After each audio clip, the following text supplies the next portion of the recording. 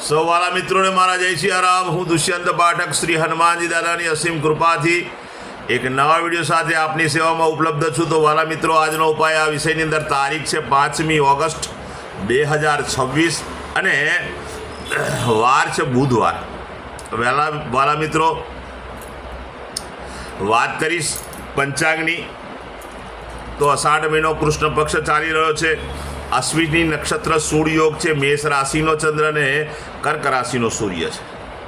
અશુભ સમયની જો વાત કરું તો યમગંડ સવારે 7:38 થી 9:17 સુધી છે અને રાહુકાળ બપોરે 12:37 થી તે 2:11 સુધી છે।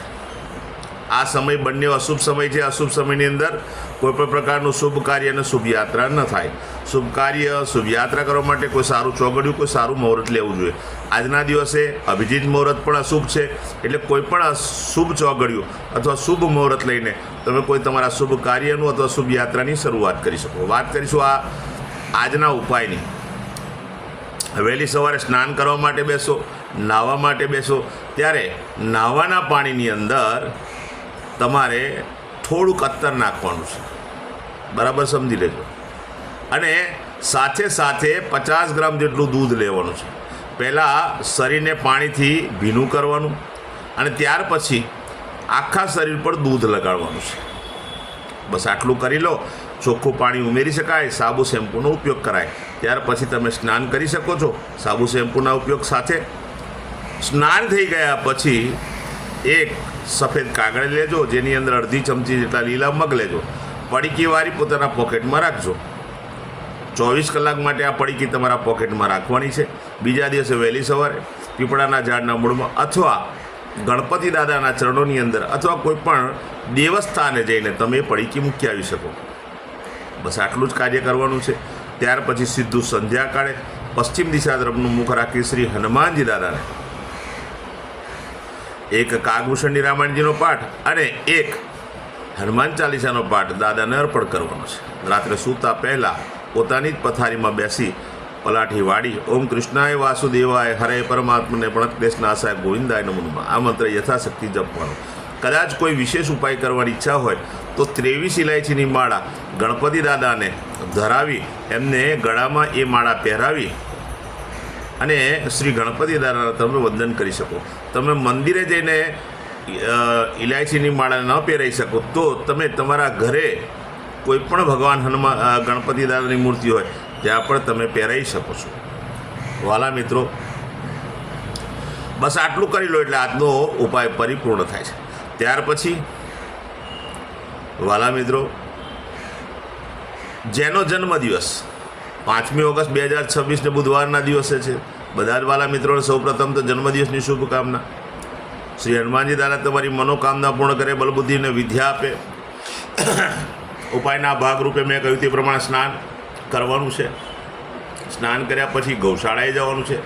ગૌશાળાએ જઈને ગાયોની પરિક્રમા કરવાની, ગાયોને લીલું ઘાસનું દાન આપવાનું। સાથે સાથે તમારા ઘરે જે ભોજન બન્યું હોય તે ભોજન પણ ગાયોને અર્પણ કરવાનું, ગાયોના આશીર્વાદ મેળવવાના। ગણપતિ દાદાના મંદિરે જવાનું।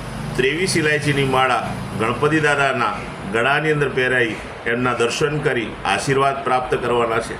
મંદિરે ના જઈ શકો તો ઘરે પણ તમે 23 ઇલાયચીની માળા ગણપતિ દાદાની મૂર્તિ પર ચડાવી શકો છો। ત્યાર પછી સંધ્યાકાળનો સમય થાય ત્યારે ઘીમાં બનેલી મીઠાઈ અને કોપરું, આ બંને વસ્તુનું દાન નાના નાના બાળકોને, જરૂરિયાતમંદ લોકોને, ગરીબોને, શ્રમિકોને, બ્રાહ્મણોને ભેટ સ્વરૂપે આપી શકો છો। આટલો જ ઉપાય કરી લો, આખું વર્ષ આનંદ સહિત પસાર થશે। વાલા મિત્રો, જેમની મેરેજ એનિવર્સરી 5/8/2026 અને બુધવારના દિવસે છે એવા બધા જ લોકો સવારે વહેલી સવારે સ્નાન કરી વડીલોના ચરસ્પર્શ કરી આશીર્વાદ મેળવે, પછી ગૌશાળાએ જઈ ગાયોની પરિક્રમા પતિ અને પત્નીએ કરવાની છે। ગાયોને લીલું ઘાસનું દાન આપવાનું છે। તમારા ઘરે જે ભોજન બન્યું હોય તે ભોજન પણ ગાયોને અર્પણ કરવું છે। ગાયોના આશીર્વાદ મેળવ્યા પછી કોઈ પણ વૃદ્ધાશ્રમ, કોઈ પણ અનાથ આશ્રમ, કોઈ પણ વિધવા આશ્રમ, કોઈ પણ જરૂરિયાતમંદને, શ્રમિકોને, ગરીબોને કે બ્રાહ્મણને કાં તો દેવ મંદિરે પૂર્ણ સીધાનું દાન શાકભાજી સાથે કરવાનું છે। શાકભાજી સાથે તમારે દાન કરવાનું છે. બસ આટલું કરી લો, પતિ પત્નીનું આખું વર્ષ ઉત્તમ રીતે પસાર થશે. મારા બધા જ વિડીયો યુટ્યુબ પર હોય છે. મારી ચેનલનું નામ છે દુષ્યંત પાઠક. મારી ચેનલને સબસ્ક્રાઈબ કરજો. બેલ આઇકન દબાવવાનું ભૂલતા નહીં, કારણ કે હું નિયમિત એક વિડીયો મૂકું છું. તમે બેલ આઇકન દબાયેલો છે, નોટિફિકેશન આવશે, તમે તરત જ મારો વિડીયો જોઈ શકશો. એટલે મારી ચેનલને સબસ્ક્રાઈબ કરજો અને બેલ આઇકન અવશ્ય દબાવજો. બીજી એક પ્રાર્થના, મારું ઇન્સ્ટાગ્રામ, મારું ફેસબુકનું પેજ, એનું નામ પણ દુષ્યંત પાઠક છે. મારા પેજને ફોલો કરજો, લાઈક કરજો અને પ્રાર્થના કરું છું બધા વિડીયોને શેર કરજો. કારણ કે તમે તમારા સોશિયલ મીડિયાના આ પ્લેટફોર્મ પરથી મારો વિડીયો શેર કરશો, કોઈ સંઘર્ષમાં ફસાયેલા વ્યક્તિને ઉપાય જડી જશે અને એ ઉપાય કરશે તો એ સંઘર્ષમાંથી બહાર આવશે. હું નિયમિત એક વાત પ્રમાણિકતાથી કહું છું કે એકવાર મારો વિડીયો જોવાથી કે એકવાર ઉપાય કરવાથી 24-48 કલાકમાં કોઈ પરિણામ નહીં આવે. આ કોઈ ચમત્કારની વાતો નથી. નિયમિત મારા વિડીયો જોશો, નિયમિત ઉપાય કરશો તો હું વિશ્વાસ સાથે કહું છું કે તમે તમારા જીવનમાંથી સંઘર્ષમાંથી મુક્ત થશો અને સુખી થશો. સૌને જય સિયારામ. નવા વિડીયો ફરી મળીશું.